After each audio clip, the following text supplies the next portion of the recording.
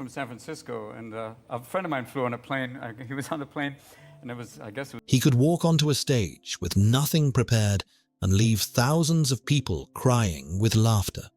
A mind so fast it felt supernatural. A voice that never slowed down. To the world, Robin Williams looked like joy in human form. But what if that joy was a performance? What if laughter wasn't happiness, but armor? In his final years, the jokes stopped working. Not because he lost his talent, but because the darkness he was facing wasn't emotional anymore. It was neurological. His own mind, once his greatest gift, was slowly turning against him. So how does a man who helped millions survive their darkest days end up trapped in a battle he couldn't outrun, inside his own head? To understand what happened next, you have to understand the contradiction at the center of his life. On camera and on stage, he moved like electricity, thoughts firing faster than language, jokes stacking on top of jokes, improvisation so sharp it felt almost inhuman. Audiences didn't just laugh, they felt lifted, rescued, reminded that the world could still be light. He wasn't simply funny, he was relief, and that's why almost no one noticed the cost. Because when someone becomes the emotional oxygen for millions of people, there's an unspoken rule. They don't get to run out of air themselves. Every interview, every appearance, every performance demanded the same thing: energy, warmth, speed, generosity. The show had to go on, not because anyone forced it to, but because that was the role the world assigned him. Be the funny one, be the comforting one, be the man who turns pain into laughter. But that role came with a quiet pressure. The faster his mind moved, the harder it was to slow it down. The louder the laughter became, the more silence waited for him afterward. Fame didn't calm his thoughts, it amplified them. Success didn't bring rest, it raised expectations. And over time, the distance between who he appeared to be and how he felt grew wider and wider. For years, people framed his struggle in simple terms: depression, addiction, burnout, the familiar narrative of a tortured genius. But that explanation never fully fit, because what was happening to him wasn't linear. Some days he felt sharp, present, alive. Other days he felt lost inside his own routines, anxious for no clear reason, unable to trust his instincts. His sleep fractured, his confidence eroded. The man known for absolute control on stage began to fear unpredictability in his own mind. That fear is important, because for someone whose entire identity was built on mental speed, memory, and emotional intuition, the slightest cognitive uncertainty isn't just uncomfortable, it's terrifying. Imagine realizing that the tool you've relied on your entire life might not always respond when you call on it. Imagine stepping into conversations, rehearsals, even ordinary mornings, wondering whether today will be a clear day or a foggy one. From the outside, nothing seemed wrong. He still made people laugh. He still showed up. He still performed. But inside, the rules were changing without warning. Anxiety wasn't just emotional anymore. It was chemical, neurological, systemic. His own brain was sending signals he couldn't interpret, let alone control. And this is where the story shifts. Because this isn't a tale about a man who lost hope. It's about a man who was slowly losing clarity while trying desperately to hold on to who he had always been. He sought help. He asked questions. He tried to understand what was happening to him. But some conditions don't announce themselves clearly. They disguise themselves as mood disorders, stress, aging, exhaustion. By the time the truth becomes visible, the damage is already deep. The tragedy isn't that he made the world laugh while feeling sad. The tragedy is that he was fighting an invisible enemy while still trying to protect everyone else from pain. He kept giving comfort even as his own sense of safety collapsed. And when the darkness finally closed in, it didn't look dramatic from the outside. It looked quiet, ordinary, misunderstood. What comes next is not a story about failure. It's a story about what happens when brilliance collides with biology, when fame masks decline, and when the person everyone depends on is the one who needs help the most and can't fully explain why. Long before the stage lights, the awards, and the unstoppable energy, there was a quiet child learning how to survive loneliness with imagination. He grew up surrounded by comfort, but not closeness. His parents worked. Large rooms stayed silent. Toys replaced conversations. And in that silence, something important formed. The ability to invent worlds when the real one felt empty. Imagination became more than play. It became protection. Voices, characters, accents, rapid shifts in personality weren't just entertaining. They were a way to fill space, to feel less alone, to create connection where none existed. When other children learned how to fit in, he learned how to perform. When others learned how to be seen, he learned how to become whoever was needed in the moment. School didn't immediately reward that difference. He was bright but restless, curious but unfocused. He didn't move through life at an average speed. His thoughts raced ahead of everyone else's. Teachers noticed intelligence, but not direction. Peers noticed humor, but not the anxiety beneath it. Even early on, laughter worked like a key. It opened doors, softened judgment, brought acceptance. That lesson stayed with him. As he grew older, performance stopped being a coping mechanism and started becoming an identity. Drama classes didn't just give him structure, they gave him permission. On stage, speed wasn't a flaw. Intensity wasn't strange. Emotion wasn't dangerous. The very traits that made him feel out of place in normal life suddenly became assets. Applause replaced silence. Attention replaced isolation. But there was a hidden trade-off. When a person learns early that being on brings love, it becomes difficult to believe they're worthy of connection when they're quiet. Humor turns into obligation. Energy becomes currency, and rest begins to feel like absence.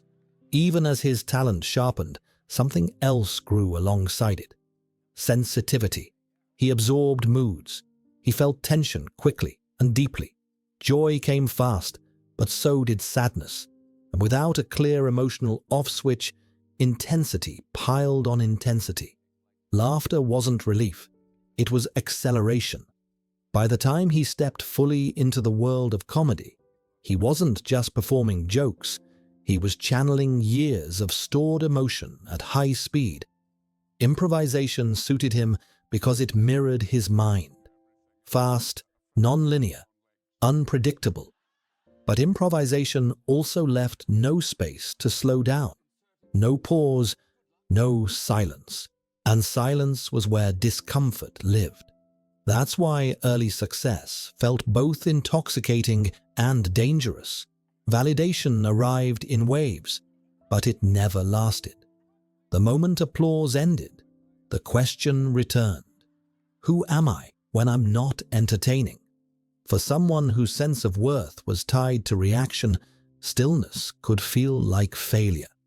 This background matters because it explains the pattern that followed him for decades. He didn't use humor to escape sadness. He used it to outrun it. He didn't perform because he loved attention. He performed because attention meant connection, and connection meant safety. Every laugh was proof he still belonged. But the brain that learned to survive this way never learned how to rest. When later struggles appeared, anxiety, addiction, exhaustion, they didn't arrive from nowhere. They grew out of a lifetime of running at full speed without recovery, out of a system trained to respond, not reflect, out of a person who gave energy constantly without learning how to protect it.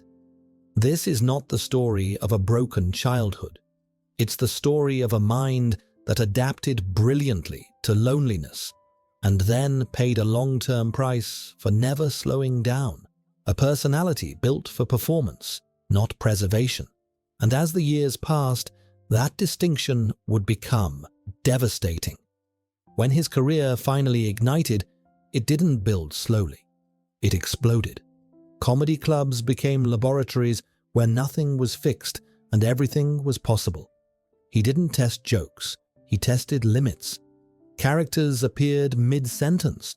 Voices collided. Thoughts leapt so quickly that even other comedians struggled to keep up. Audiences weren't just watching a performance.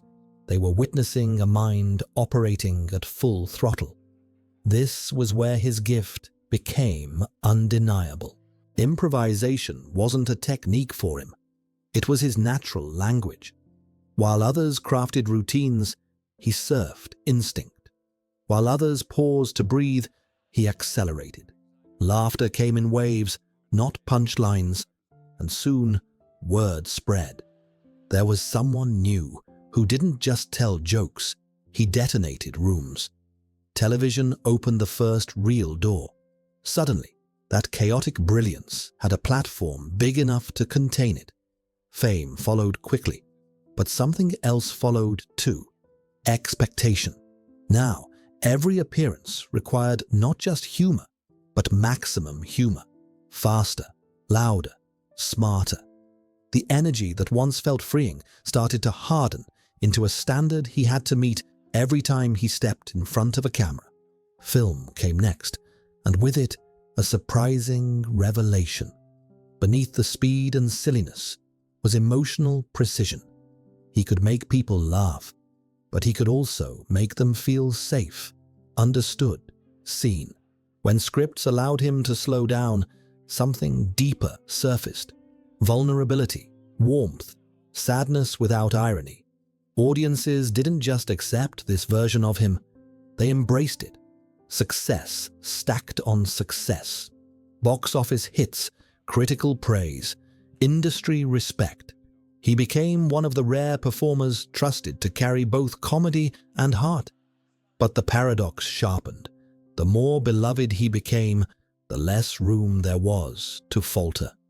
The public image solidified into something specific, joyful, generous, endlessly energetic. Deviating from it felt dangerous. Behind the scenes, the pace was punishing. Long shoots, press tours, late nights, early mornings. The same brain that thrived on stimulation now had no escape from it. And when the noise finally stopped, discomfort rushed in. Anxiety didn't arrive as panic. It arrived as restlessness, a feeling that stillness was unsafe. That quiet meant something was wrong. This was when coping mechanisms quietly entered the picture, not out of recklessness, but necessity.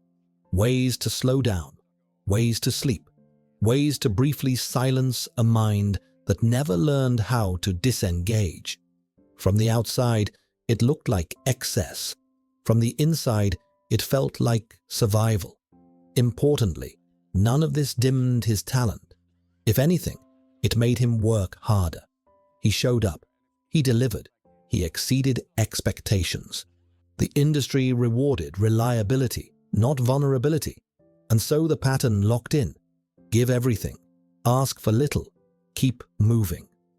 What people often misunderstand about this phase is that there was no visible collapse, no dramatic unraveling, just accumulation, fatigue layered on fatigue, anxiety layered on expectation, identity layered on performance. The system held until it didn't. Because when a career is built on speed, any slowdown feels catastrophic. When your value is measured by reaction, silence feels like rejection. And when your mind is your instrument, the first hint of instability isn't just frightening, it's existential. By the time he reached the height of his powers, he wasn't just famous, he was indispensable to studios, to audiences, to co-workers, to fans who used his work as emotional refuge. But indispensability is a dangerous position. It leaves no room to be fragile. This chapter matters because it shows how the foundation was set, not for tragedy, but for exhaustion, not for failure, but for a system stretched too tight for too long. The warning signs weren't loud. They were subtle, easy to rationalize, easier to ignore. And for years, ignoring them worked until it didn't. At the height of his career, everything looked perfect from the outside. Box office numbers climbed, awards followed. His name alone could sell a film. He had reached the rare tier where studios didn't just want him, they needed him. To audiences, he wasn't merely an actor or a comedian anymore. He was emotional infrastructure. When people needed comfort, hope, or release, they turned to him. And that's where the fracture widened. Because peak fame didn't slow his life down, it accelerated it. More projects meant less recovery. More praise meant higher expectations. Every performance was now compared not to others, but to the best version of himself. And when someone becomes a standard instead of a person, there's no space left to struggle. On screen, he began choosing roles that hinted at something darker. Characters who smiled while hurting. Men who carried sadness behind kindness. Figures who seemed to understand loss in ways comedy alone couldn't express. Audiences called it range. Critics praised his depth. But those performances weren't transformations. They were revelations. Pieces of him were slipping through the cracks of the characters. What made this phase dangerous wasn't failure. It was consistency. He kept delivering. He kept showing up. He kept being brilliant, which meant no one had a reason to stop and ask how much it was costing him. In industries built on momentum, concern only appears when productivity drops. As long as the machine runs, the damage stays invisible. Privately, his relationship with stillness deteriorated further. Silence felt threatening. Rest felt undeserved. Nights stretched long. Sleep became unreliable. Anxiety no longer needed a trigger. It arrived on its own schedule. Some days he felt sharp and connected. Other days he felt disconnected from routines he'd followed for years. These fluctuations were subtle but terrifying because they struck at the core of his identity. For someone whose confidence came from instinct and speed, uncertainty was poison. He began questioning himself in ways he never had before, not creatively, existentially. Was he losing his edge? Was his timing off? Was something wrong with his mind? These weren't dramatic spirals. They were quiet doubts that compounded over time. And because he was known as the strong one, the joyful one, the helper, those doubts had nowhere to go. Fame isolates in a specific way. You're surrounded by people, but rarely met as an equal. Conversations orbit your image. Concern feels professional, not personal. And when your public identity is the man who lifts others up, admitting weakness feels like betrayal, not just of yourself, but of everyone who depends on you. So he adapted. He always had. He leaned into work, into movement, into distraction. He continued giving interviews filled with warmth and humor, continued making sets feel lighter, continued absorbing tension so others didn't have to.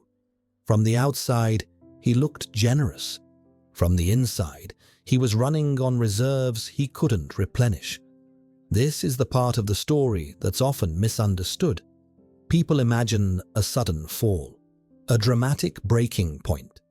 But that's not how internal collapse usually works. It's erosion. 1,000 small moments where your body tells you something's wrong, and you answer by pushing harder. During this period, medical explanations remained vague. Symptoms were treated separately: anxiety here, sleep issues there, mood fluctuations somewhere else. No single diagnosis captured the full picture, and without a clear enemy, it's almost impossible to fight effectively. You begin to doubt yourself instead. You wonder if you're weak, if you're failing, if this is just what aging feels like. For a mind trained to control chaos, not understanding what was happening was unbearable. And yet, he kept protecting others from it. Friends recall kindness, co-workers recall generosity, fans recall moments of connection that felt personal, even sacred. That's the cruel irony of peak fame. The better you are at caring for others, the less likely they are to see that you're drowning. Empathy becomes camouflage. Inside, the fracture continued to spread. Not loud enough to alarm, but deep enough to destabilize. Confidence thinned, fear sharpened. The joy that once felt effortless now required effort, and effort, over time, became exhaustion. Still, the world applauded. This section matters because it dismantles the myth that success heals pain. It shows how achievement can delay collapse rather than prevent it, how productivity can mask illness, how brilliance can coexist with profound vulnerability and hide it well. By the time the warning signs became undeniable, they no longer looked like emotional struggle alone. They looked like something more fundamental, something biological, something no amount of talent or willpower could outrun. And that's when the story crosses a line, from pressure into pathology. What made this period unbearable wasn't pain alone. It was uncertainty. By the early 2010s, something was clearly wrong, but nothing fit neatly into place. The symptoms didn't arrive in a straight line. They fluctuated. Some mornings felt almost normal. Others felt disorienting, heavy, wrong in ways he couldn't explain. Anxiety spiked without cause. Confidence vanished mid-thought. Familiar routines suddenly required effort. Sleep fractured into restless fragments. For someone whose entire life depended on instinct and mental precision, this wasn't just uncomfortable. It was terrifying. He did what rational people do when their body begins to betray them. He sought answers. Doctors, specialists, tests, explanations. But the answers came back incomplete, fragmented, sometimes contradictory. Depression, anxiety, Parkinson's-like symptoms, stress, aging. Each label explained something, but none explained everything. The pieces never formed a clear picture. That's the cruelty of neurological illness when it hides in plain sight. It imitates other conditions. It disguises itself as mood, fatigue, fear. And in the process, it convinces the person suffering that the problem might be them, that they're failing somehow, that they should be able to control this, that if they were stronger, calmer, more disciplined, it would stop. For him, this was unbearable. His identity was built on mastery of the mind. He didn't just use his brain. It was his instrument, his livelihood, his refuge.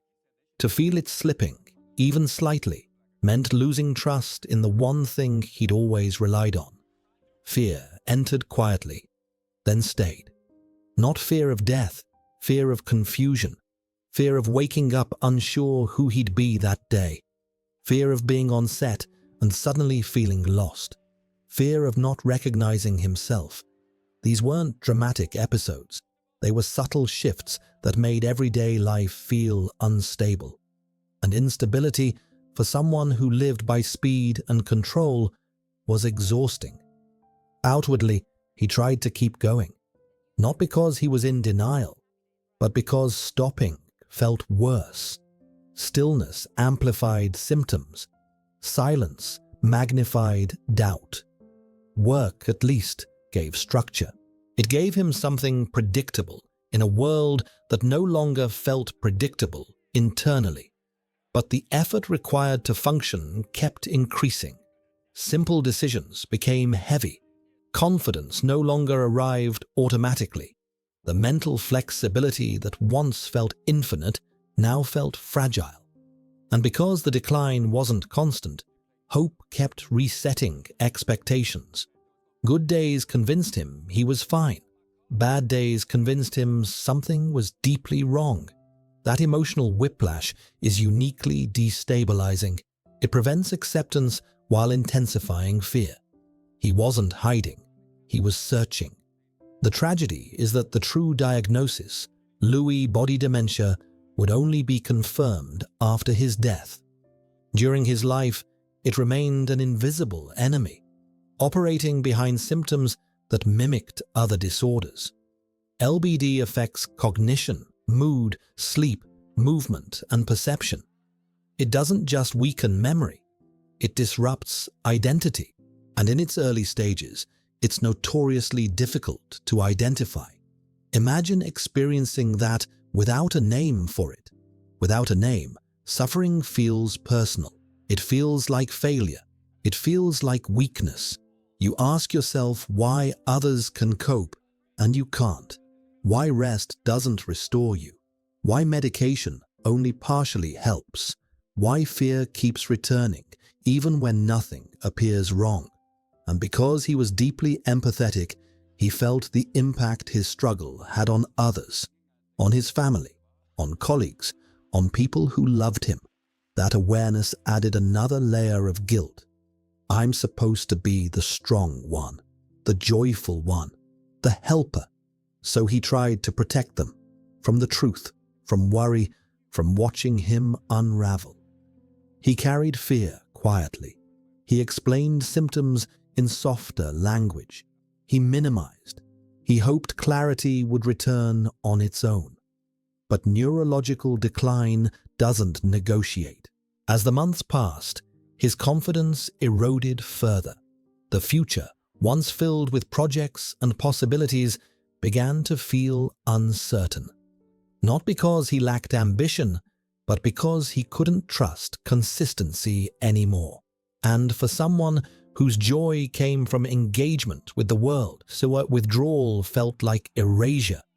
This is the part of the story people struggle with most. They want a single moment, a final cause, a simple explanation. But the reality is far more unsettling. He was fighting something he couldn't see, couldn't name, and couldn't outwork. Willpower didn't help. Talent didn't help. Love didn't cure it. What he needed was clarity, an understanding of what was happening to him. But clarity arrived too late. By the time the truth was known, the battle had already consumed him. This isn't a story about giving up. It's a story about being overwhelmed by a condition that dismantles the very tools needed to fight it. About a man who spent his life translating chaos into joy, and was finally faced with chaos he couldn't translate. And when the mind itself becomes the battlefield, escape isn't always possible. In the final months, life narrowed. Not dramatically, gradually. The world didn't collapse all at once. It grew smaller, heavier, more difficult to navigate. Tasks that once felt automatic now required preparation. Confidence no longer arrived on cue, and the gap between how he was supposed to feel and how he actually felt became impossible to ignore. What hurt most wasn't pain. It was fear without a map. Each morning came with uncertainty. Would his thoughts feel clear today? Would anxiety arrive without warning? Would his body cooperate? This kind of unpredictability erodes a person quietly. It makes planning feel dangerous. It makes hope conditional. And for someone whose joy came from connection and presence, it felt like being slowly pushed behind glass, watching life happen, slightly out of reach.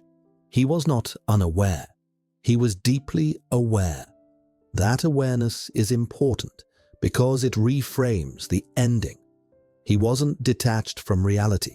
He wasn't indifferent to those around him. He understood what was happening enough to be terrified by it, and not enough to explain it clearly. That limbo is one of the cruelest places a mind can exist. Doctors tried to help, treatments were attempted, medications adjusted. But without a correct diagnosis, every intervention felt like guesswork.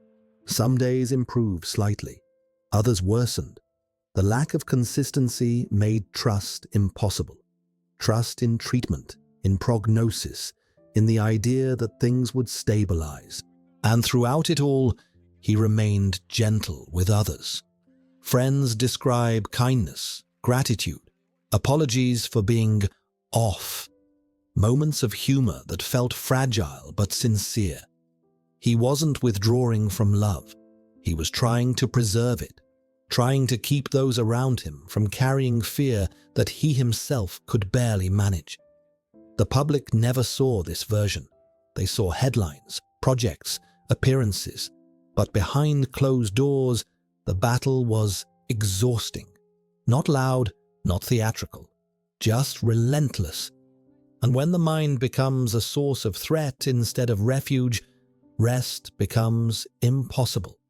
The final decision, whatever words people use to describe it, cannot be understood without acknowledging that context. This was not despair born of emptiness. It was fear born of disintegration, the terror of losing oneself piece by piece, the horror of recognizing that the very thing that made life meaningful, his mind, was becoming unreliable. This distinction matters because it moves the conversation away from moral judgment and toward compassion. It recognizes that some illnesses don't just cause sadness. They destabilize perception, safety, and identity. They trap people in a narrowing corridor where options feel increasingly limited.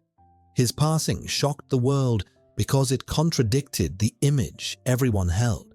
How could someone so joyful, so generous, so loved end this way? But the image was incomplete. The truth was quieter, more complex, and far more human. After his death, the diagnosis finally became clear: Lewy body dementia. The invisible enemy had a name at last, and with that name came understanding. Too late for him, but vital for everyone else. Understanding that brilliance does not protect you from biology. Understanding that laughter is not immunity. Understanding that some battles cannot be won by effort alone.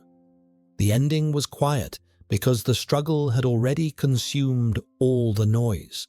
What remains now is not the moment he left, but the decades he gave, the lives he lifted, the pain he absorbed so others could breathe easier. His legacy isn't defined by how his story ended, but by how many people felt less alone because he existed. And perhaps the final truth is this: the world remembers him for making us laugh, but the deeper lesson is learning how to listen to the people who seem strongest, brightest, and least likely to need help. Because sometimes the ones who save everyone else are the ones silently hoping someone will notice they're drowning. What remains after the applause fades is not the tragedy, but the echo of a man who gave people permission to feel lighter in a world that rarely is. His legacy isn't a list of roles or awards. It's the quiet moments he created for strangers who needed relief and found it in his voice, his timing, his kindness. He taught us that laughter can be medicine, but medicine is not a cure. That joy can be generous, but generosity can drain the giver. And that brilliance, no matter how rare, does not grant immunity from the body or the brain. The danger wasn't that people loved him too much. It's that love often mistook performance for proof of wellness. There is a lesson here we're still learning too slowly. The people who seem strongest are often the most practiced at hiding pain. When someone's gift is to lift others, they may feel obligated to keep lifting long after their strength is gone. We celebrate resilience without asking what it costs. We applaud endurance without checking the damage. His story challenges a comforting myth that success heals wounds. Sometimes it does the opposite. It raises the stakes, narrows the margin for error, and replaces rest with expectation. When admiration becomes dependency, vulnerability feels forbidden. And when vulnerability is forbidden, suffering goes underground. The most important part of his legacy may not be what he made us feel, but what he asks us to do differently now. To listen past the jokes, to treat sudden changes with curiosity instead of judgment, to understand that mental and neurological illness can look like mood, like stress, like aging, until it doesn't. And by then, time matters. If we honor him honestly, we don't romanticize the pain. We respond to it. We build systems that notice decline early, that treat confusion with urgency, that separate identity from productivity. We learn to ask better questions and to accept answers that don't fit neat stories. Because the real tragedy isn't that the funniest man in the world was hurting. It's that our culture still struggles to recognize hurt when it's wrapped in laughter. His work will outlive the silence, not because it distracts us from darkness, but because it reminds us to look at it with compassion, to see the whole person, to understand that joy and suffering can coexist and that acknowledging one does not diminish the other. In the end, his greatest gift wasn't the jokes. It was the humanity beneath them. And if we listen closely enough, that humanity leaves us with a responsibility to notice sooner, to care deeper, and to remember that saving others should never require someone to disappear.